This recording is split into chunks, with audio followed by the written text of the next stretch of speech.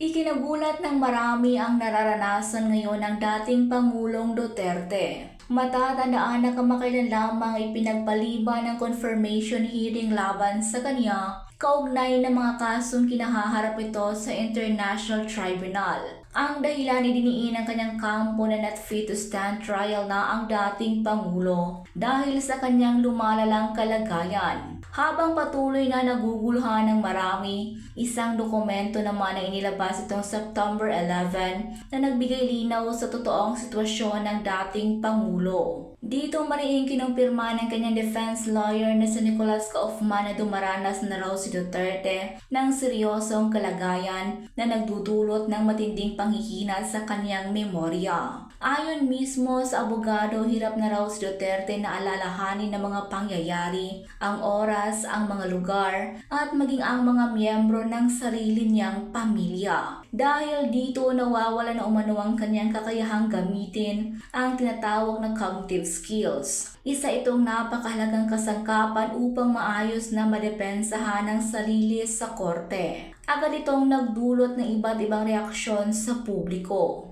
Para sa kanyang mga taga-suporta, ito ay isang nakakalungkot na yugto. Isang dating makapangyarihang leader na ngayon ay dumaranas ng kahinaan at unti-unting kinakain ng panahon. Para naman sa kanyang mga kritiko, may ilan ang nagsasabing posibleng taktika lamang ito upang hindi harapin ang mga mabibigat na paratang laban sa kanya. Ngunit higit sa lahat, malinaw na hindi maikakailang bigat ng sitwasyon. Ang dating matapang at palaban na leader ay kilalang walang inuurungan. Ngayon ay inilalarawan bilang isang taong hindi na kayang alalahanin ng mga simpleng detalye ng kanyang buhay. Habang patuloy na umalingaw-ngaw ang mga debate at haka-haka, dumarami ang panawagang tutukan ng susunod na mga hakbang ng International Tribunal at ang maging desisyon kaugnay ng kalusugan ng dating Pangulo. Sa bawat lumipas na araw, mas lumalakas ang posibilidad na maantala o tuluyang hindi na may pagpatuloy ang paglilitis. Ngayon ang buong bansa ay nakatutok sa mga kaganapan. Isa itong paalala kung gaano kabilis magbago ang takbo ng kapangyarihan at kung paanong kahit ang pinakamalakas ay maaaring dumaing sa kahinaan ng katawan at isipan. Ayon naman sa netizens, isa lamang itong arte upang hindi matuloy ang hearing.